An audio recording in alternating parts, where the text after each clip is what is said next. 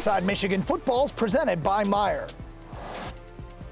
Hi again, friends, and welcome to another edition of Inside Michigan Football. Doug Karsh alongside John Jansen, and Michigan gets a 31-6 win over Bowling Green. A little sloppy, lots to clean up, but they got the win. They did, and when you have a non-conference schedule like this, I call it the alphabet soup because each school refers to themselves as different letters.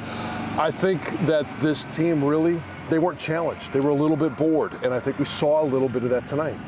So the Wolverines force a punt on Bowling Green's first possession, and we pick it up with Michigan's first play from scrimmage, and we go to Jansen Vision. And I love this play because it is absolutely old school Michigan football, and as it starts to develop, you can see right here, you've got Trevor Keegan. He's going to pull over here, and he's going to get his block, and does a great job here in terms of Blake Corum of patience and hitting the hole, and when he does, all right, you got your tight end coming over here, and Colson Loveland does a great job.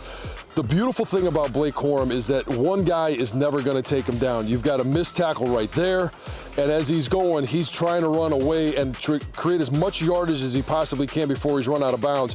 And it was not only a great job of blocking the play, but a great job of running by Blake Corum. So the Wolverines come back, similar look, second play of the game. And you're going to see the exact same thing. And the best thing about this is we just talked about Trevor Keegan pulling. So you're going to see that again on this play. This time, he pulls around, and all of a sudden, here comes Donovan Edwards. They hand the ball off to Blake Corum, making it look exactly the way that it was to begin with. And instead, you got Donovan Edwards coming around, and I want you to keep an eye on our quarterback, J.J. McCarthy, because he's going to come out here and seal the edge. But the key is, it's the same look with a different play, and the result is great. You got a great block by J.J. there. All he's got to do is seal the edge, and a great run by Donovan Edwards.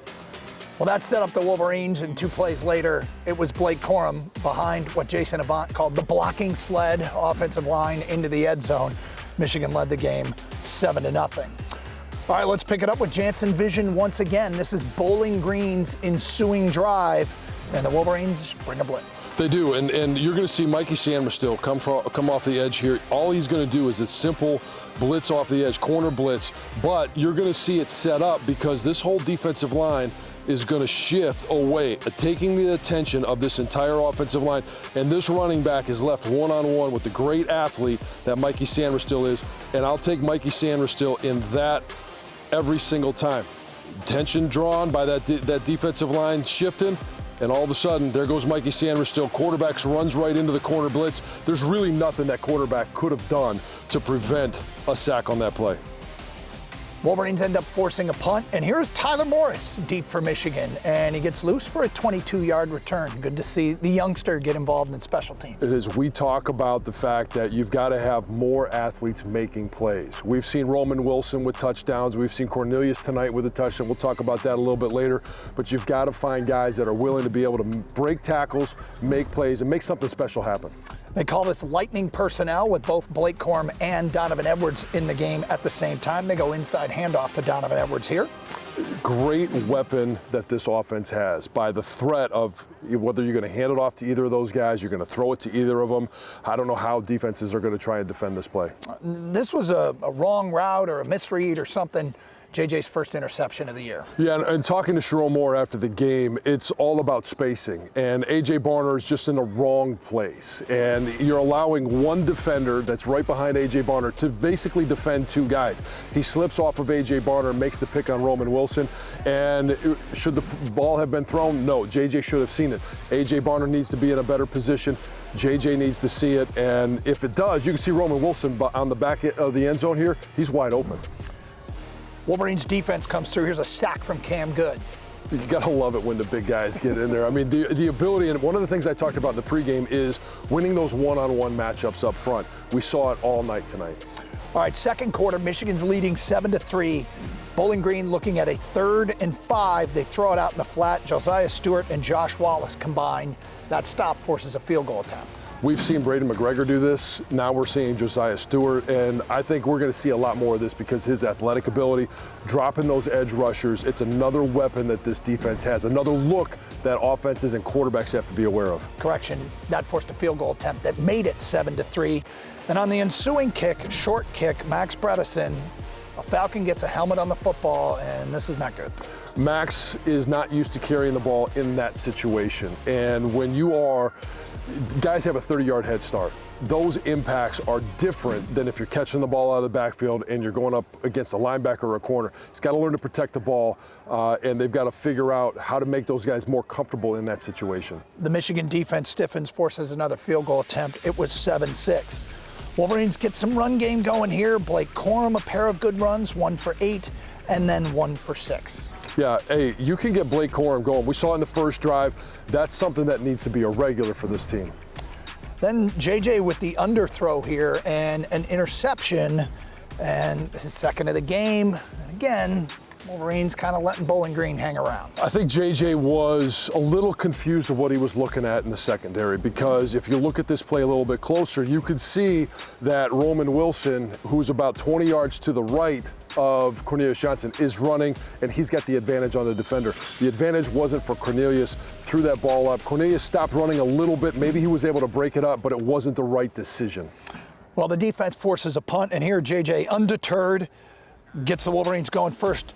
It's Colston Loveland, 23 yards. He goes high and pulls this one down. Yeah, this is part of that accuracy we've seen from JJ in the first 2 games. Being able to drop the ball over top of a corner in front of safeties in a position where he's also going to protect Colston Loveland. Colston Loveland has to go up for it, but there's no contact initially. Next play, Roman Wilson, touchdown. JJ lets this one go 33 yards. Michigan takes a 14-6 lead. And I want to show this one just a little bit more because it's the run game that really sets this play up. This is what play action will do. And I know a lot of people that understand football know why you run play action, but when you fake it to Blake Corum coming in the middle here, I want you to watch these linebackers as they're keying on Blake Corum. They're going to step up, and that's all they need, because Roman Wilson is right here, and he's going to come down.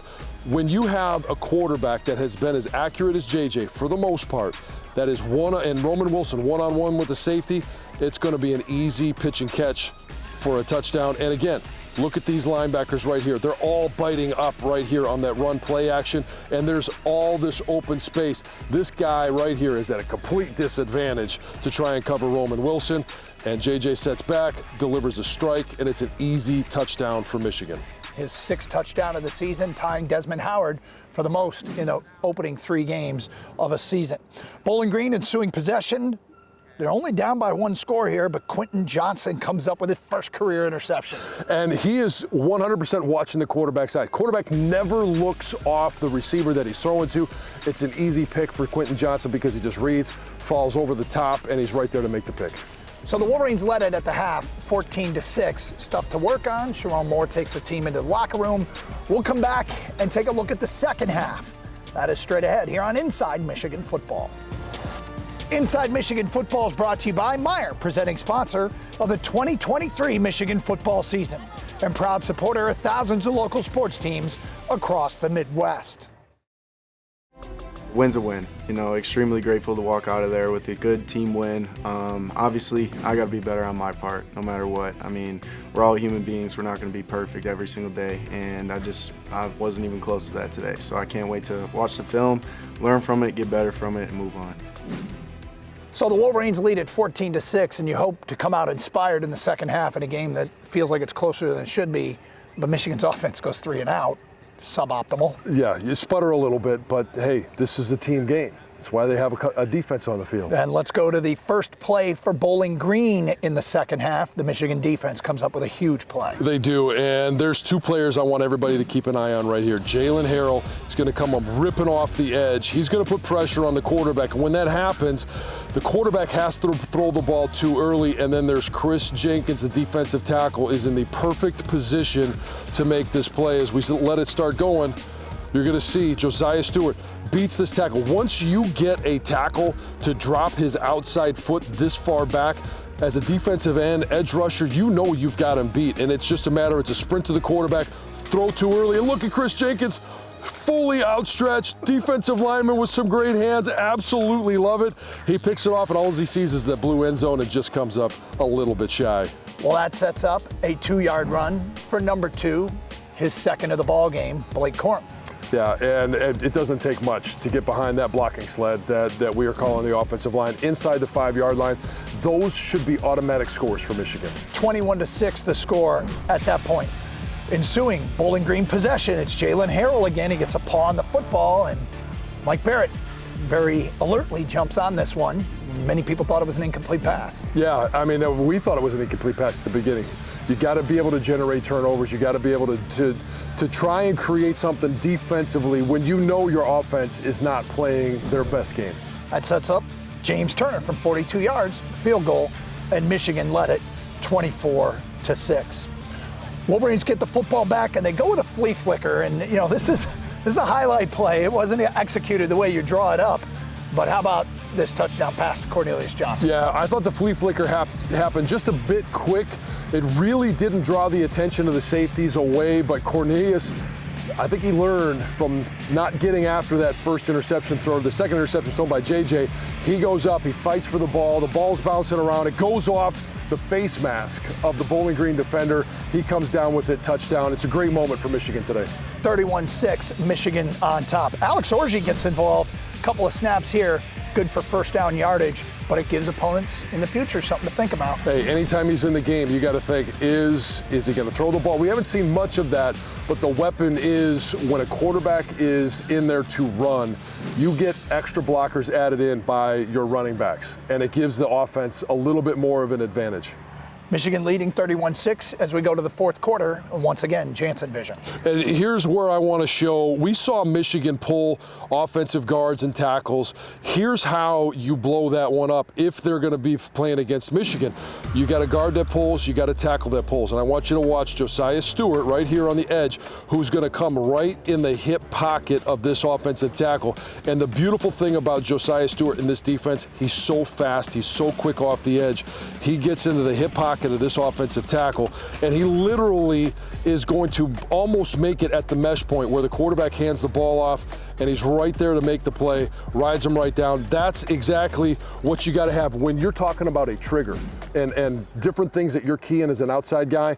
That offensive tackle pulls, you get in his hip pocket, he's going to take you right to the football. Well, the Wolverines really did the job on run defense in the second half. Junior Colson with a run stuff for no gain of Jamal Johnson. Michigan's run defense held Bowling Green to 2.3 yards per carry, and that was after they got something going in the second half. For most of the second half, we were talking about it was 0.9 yards per carry, 0.8 yards per carry, and that last drive added a little bit of cushion for their offense. But the run wall for this defense has been there through all 3 games. 10 tackles for loss in total for Michigan, including 3 sacks. And here, late in the game, the freshman running back Cole Cabana out of Dexter, his first carry of his Michigan career. There's a lot of hype and a lot of excitement around Cole Cabana. I've seen him at practice, and it's legitimate. I'm excited about seeing more of him. And then Caden Colasar gets into the backfield for another Michigan TFL as the Wolverines wrap this one up here at the Big House, 31-6 the final to improve to 3-0.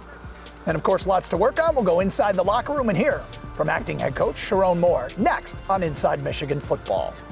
Never satisfied, especially if they put up 6 points and they had the opportunity to put up 9. So just having a donut on that scoreboard, that's our satisfaction. Our conversation with the coach is brought to you by Meyer. Sharon, just what was this experience like for you, being the head coach, your first experience? I mean, it was wild. It was awesome because we've got such a great staff, and obviously, coach has been with us all week. So just managing the game day stuff was really the different part of all of it. So, but it was a cool experience and excited for it. Offensively, you guys start off, was it 4 plays? I'm looking at 4 plays, 77 yards, all on the ground. Things looked great. What was working well in that first drive? Yeah, I mean, the guys were just clicking. We were moving guys up front. Backs were running super hard. We had a good mix of perimeter and up the middle and to the side, and it was really working for us well, so the guys got in rhythm early. After that, it was the interception by JJ in the end zone. There were 3 turnovers in the first half. What changed offensively for JJ in this offense? Yeah, I think we still move the ball, try to stay balanced, having runs and passes. So we got to be spaced up better in the passing game. That'll allow, like the one in the red zone, if we're spaced up better, that interception doesn't happen. And then just the misread by him, which is uncommon of him to do. So just got to clean those things up to make sure we can keep progressing. What was it that was said at halftime? Because the defense came out and it looked like their hair was on fire. Yeah, we just told them to be them and do what they've been doing. They played phenomenal all the way up the whole year, and they just continue to play at that high level. And all the other phases want to make sure that we want to step up to their game. The impact that Jalen Harrell had at the beginning of the second half. He had the forced interception by Chris Jenkins, then the sack fumble. Just let's talk a little bit about his impact and how he lighted the fire under everybody. Yeah, I mean, that dude just plays. He plays like that. He practices like that. It's constant. Fuels his body like that. So he's just a guy that excites you. He's energetic. He's infectious to be around, and he's just playing that way, playing with his hair on fire, and just excited for his success that he has. Just talk about the leadership. When things don't go well, obviously you guys provide that from a coaching staff, but what'd you see from some of your players? You're still able to not play a perfect game, but come out with a 31-6 win. Yeah, I mean, you see the captains on the side just keeping everybody up, keeping them positive. Even guys that aren't captains, the leaders of the positions do a really good job of keeping everybody up and making sure that they stay on the positive track, so you can see that happen on the sideline for sure. Coach, thanks, and congratulations on the first win. Thank you very much. Go Blue. Our Ed Kengerski was in the Michigan locker room following this one. We'll hear from him next here on Inside Michigan Football. Our Elrose Steel Man of the Week is defensive tackle Chris Jenkins, and the honor comes on the strength of this play. Big number 94 with an interception early in the third quarter to set up an easy Michigan touchdown. That was amazing. That felt like a Madden moment. Unfortunately, I didn't finish strong. I gained a couple pounds, so I'm a little fatter than I used to be. But I didn't straight to finish. But it was an amazing moment. And, I was grateful for that. Have you had an interception before? Ever at any level? Nah, never in any level. I've had a fumble recovery in high school. That's pretty much it. Blake Corum picked up his first 100-yard game of the season, rumbling for 101 on 12 carries. He admitted he's been somewhat tentative, coming off the knee injury that knocked him out of the lineup at the end of last season. I decided just to let some things go in my head, not be nervous. I know my knee's healthy, but to me, I was running as if, it wasn't healthy. So, I practiced really hard this week, game-like reps, and, the offensive line did great this week as well. And so, just as a collective between the two, we were on the same page, and we were able to, put up some yards, but, we still have things to clean up. Everything wasn't pretty. I still got room to improve. I want to be better. So, I'm getting there. I definitely felt better today, but I'm going back to drawing table, man. I'm going to have another great week of practice. Blake's teammates also said they saw him turn a corner this week, and he's getting that confidence back just in time with Big Ten play set to begin. John and Doug are back right after this to wrap up this week's show. The lights were amazing. The lights were so worth it. You can hear the crowd every time they cut off. Everybody got excited. So, they got us even more turned every time we stepped on the field and they cut off. So, they were awesome. I like the blue ones. The maize was cool, but when they went all blue, it was something about the all blue, and everyone had their flashlights out. Great addition. All right, so Michigan hosting Rutgers here at the Big House next week. Rutgers, Gavin Wimsatt, their highly touted quarterback, has taken over, and they rushed for over 250 yards Saturday against Virginia Tech and averaged over 7 yards a carry.